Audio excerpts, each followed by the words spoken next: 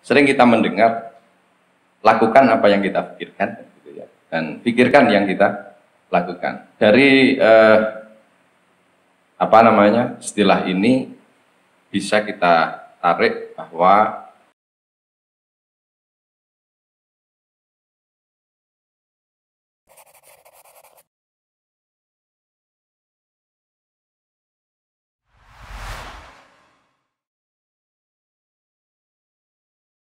Amin akan memberikan tips yang lebih hot lagi. Mungkin dari Mas Guru besar ada tips yang lebih besar. ya, yang saya besar-besarkan. Ya. Ini tipsnya kalau menurut saya begini, sering kita mendengar, lakukan apa yang kita pikirkan, gitu ya, dan pikirkan yang kita lakukan. Dari istilah ini bisa kita tarik bahwa seringkali kita ini melakukan hal-hal yang sebetulnya tidak pernah kita pikirkan, gitu ya. Dan memang Contohnya?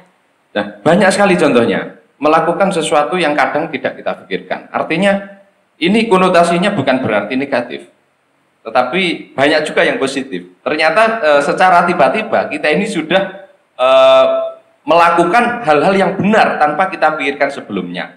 Contoh, ketika orang berangkat mondok dulunya, dia tidak akan pernah berpikir nanti di sana itu, oh dia berkhidmat kepada kiai, dia kemudian berkhidmat kepada guru-gurunya. Kadang-kadang tidak terpikir seperti itu, tapi justru dari tanpa berpikir itu, dia mendapatkan banyak hal, sehingga ini menjadi pengalaman hidup yang luar biasa.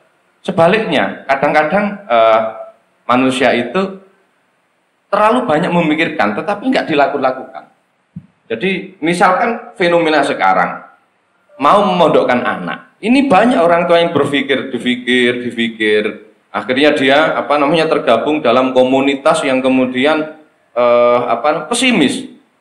Jangan dipondokkan anaknya, di sana itu kumuh, kemudian di sana itu kamu nanti akan jadi apa, kan begitu. Nah, ini terlalu banyak dipikir tetapi tidak dilakukan. Nah, maka keseimbangan antara keduanya, memikirkan yang kita lakukan dan melakukan yang apa yang kita pikirkan, ini sebetulnya dalam konteks cengkir menurut saya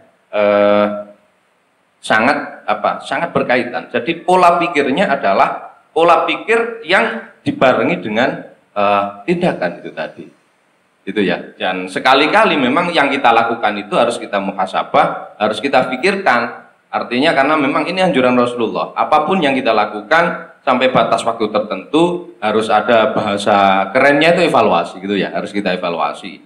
Tetapi dalam rangka khidmah, sekali lagi evaluasi ini menurut saya nggak begitu penting.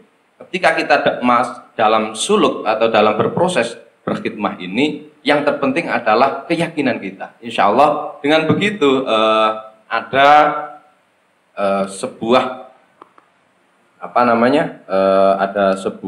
hasil besar yang akan kita dapatkan. Jadi itu kira-kira dari saya.